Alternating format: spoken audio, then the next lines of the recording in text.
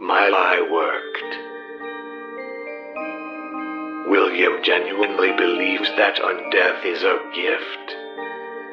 Of course, when you phrase it as eternal life, it sounds appealing, even tantalizing. Even if our specimens are scarcely lucid, and seemingly in tremendous agony. No. That is a fate I would rather avoid.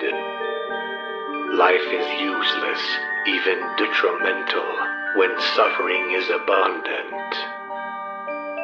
The ancients referred to the process of eternally living through immense suffering as hell. Years ago, I would have scorned at the concept of hell even existing. But now that I have proven the existence of incorporeal soul matter, an afterlife must exist. Where do lost souls go? What lies beyond the threshold of death? I don't know, but I aim to prove that death simply doesn't exist. This universe is critically misunderstood. Seldom is anything created, nor destroyed. Matter changes form constantly, but never ceases to exist, nor come into existence on its own. I aim to prove this with my experiments. Death is a fabrication, an archaic view of mortality based on primitive human assumptions. Matter cannot be destroyed or created anew.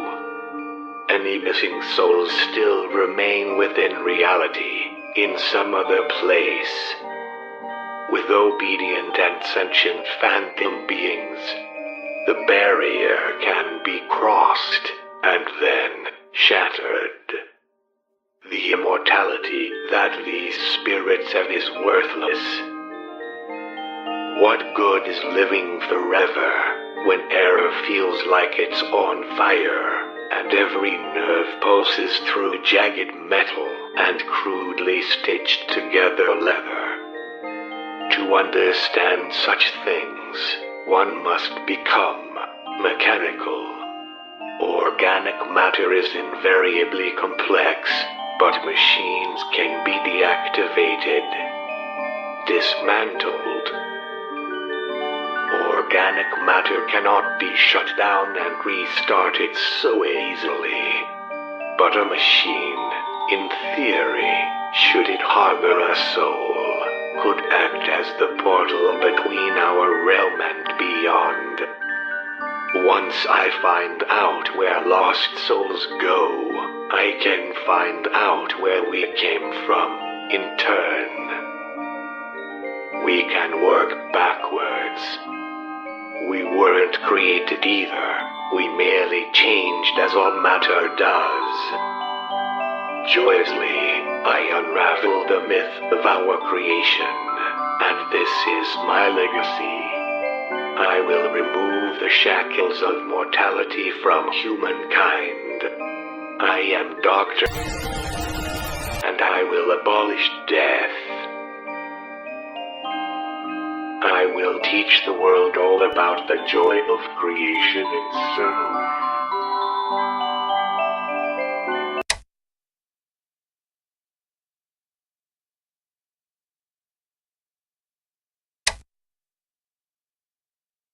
On opening night, William's suit failed during a dress rehearsal. This was my own doing.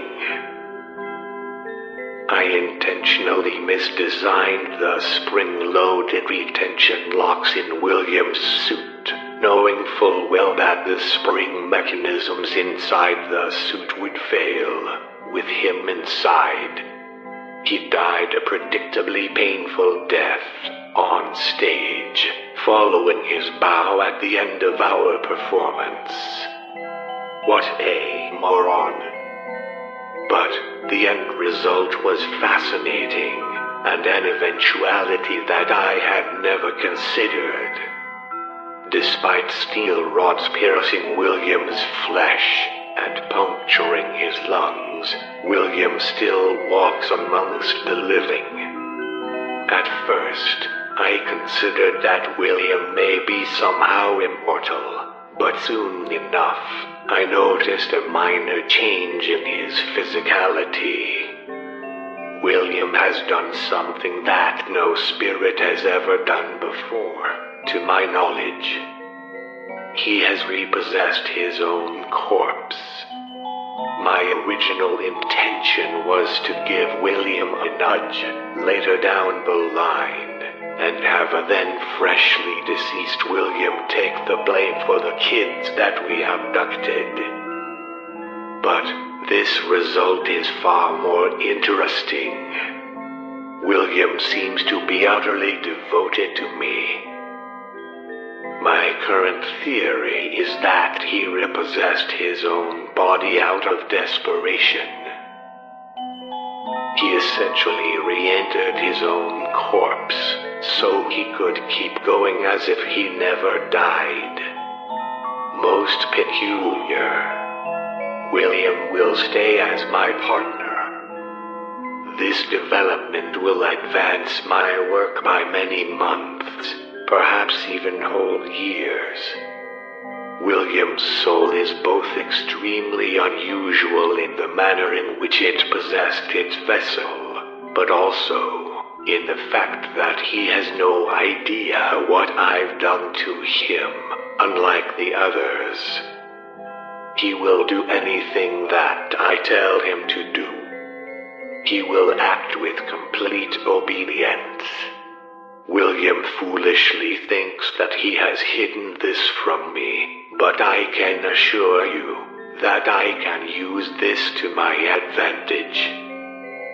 What would happen if William was to die again and repossess the same vessel? What if I were to damage his brain or remove his organs whilst he slept? Would he keep repossessing his old body just to stay with me? How far is this soul willing to go for me? How much pain will this soul endure just to stay here with me? If his soul was to pass on to the afterlife, could I trust it to come back? This may be the breakthrough that I was hoping for. My previous plan of intimidating and scaring the souls of lost children with violence and electrostatic forces was far too convoluted. William is the only test subject that I need now. The trust that William has placed in me is ill-founded. Now, my work can truly begin.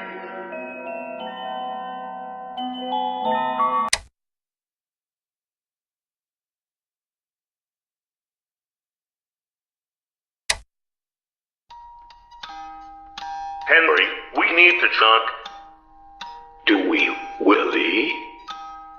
Yes, we sure do. Ever since we abducted that little girl, everything here has been weird as funk.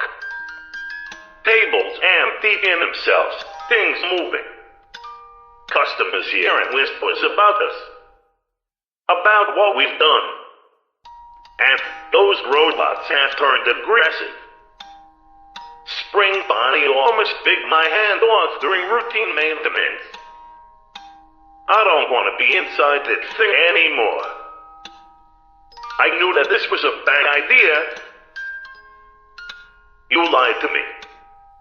You took her life away, and we don't even have a third robot here.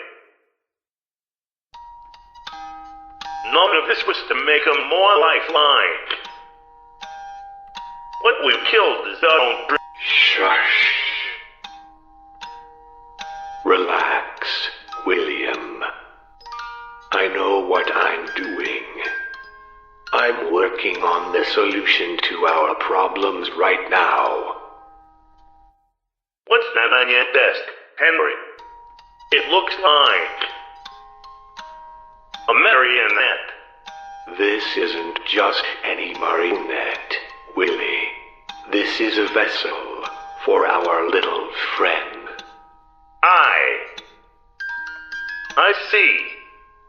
We've killed beyond our means, Willie. You mean you killed beyond your means? In any case, this puppet is the solution to all of our problems. The moment that dumb girl enters this puppet, she'll be stuck as a puppet. And then, she'll be our puppet, being pulled by our strings. Unable to harm us like the other two can.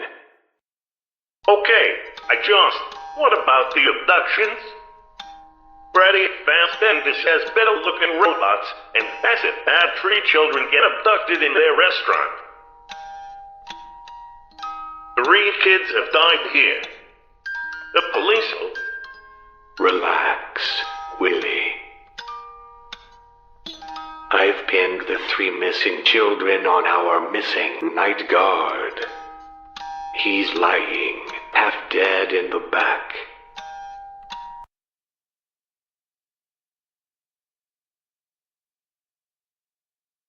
The police will presume that he took the kids away.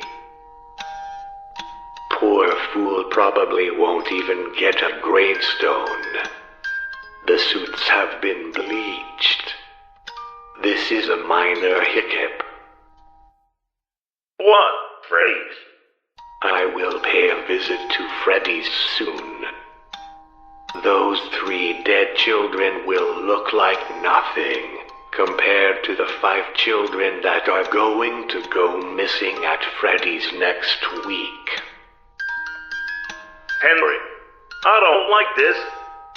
Willie, this is our dream. Yeah, but... This is what we have to do. Our diner. Our family. Our dream. This is what you wanted. Henry, You wanted this.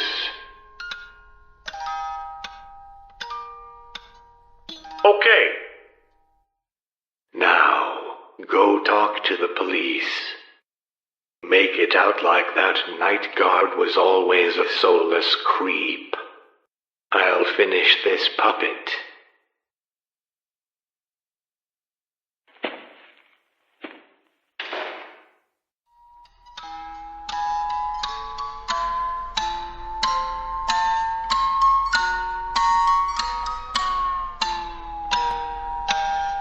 The clock stopped, never to go again, when the old man died.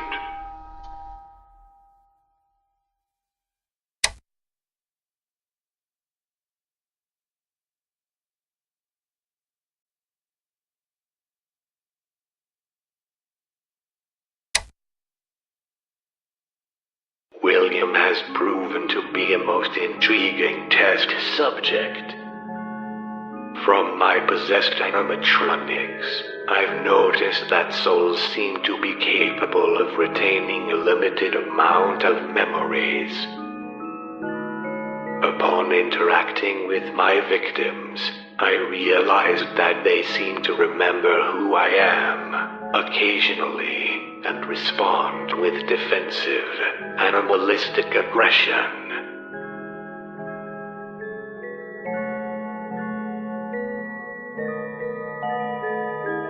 Unfortunately, this memory doesn't seem to apply to all human behaviors, such as the ability to speak. Granted, Fredbear's lips are unable to curl into the shapes needed to imitate human speech. But William has not seen a single attempt to speak come from the animatronics during routine surveillance. Fredbear growled at him once, but that hardly counts. Thankfully, William has provided me with a way to quantifiably measure how much memory and what kinds of memory are retained in the soul. Once a month, I anesthetize William and remove one of his vital organs, or typically a portion of his brain. Usually, tissue from the frontal lobe, due to it being a generously accessible mass of neurological material. Surprisingly, William doesn't seem to be suffering from dementiated memory loss, but rather a shift in personality. His conscience is unburdening itself, and he has begun to ask substantially fewer questions about the ethics of our work. At any rate, at least I've begun to leave William alone with the animatronics at night. Unbeknownst to him, he is being recorded around the clock, allowing me to watch him from afar and without tainting my results with his sentimentality. Sometimes William speaks to himself. I'd rather not think about what he's said lately. Work continues as usual. I will make the impossible possible.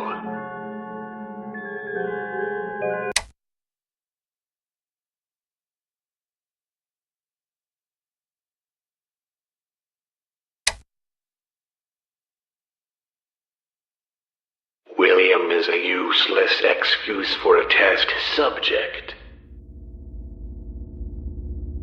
His crying has burdened my analytics, and he no longer shows any rate of change, even with entire internal organs being removed. Even without a heart, he is unchanging, unyielding. I made the mistake of telling him about my deceased son, David. And now William has run wild with the idea of replacing him, and for me to become the father that he never had. William is a monster. My monster. And I don't want him bearing my name, no less my son's. William cannot follow simple instructions, cannot control his emotions, and is too afraid to leave his own rotting vessel for even a second, even when incentivized with controlled shocks. I'm going to abandon William, leave him to mop up, back at the diner, under constant camera supervision. I need to properly gauge how he copes with abandonment. I will continue my work and claim victims in other Freddy's locations.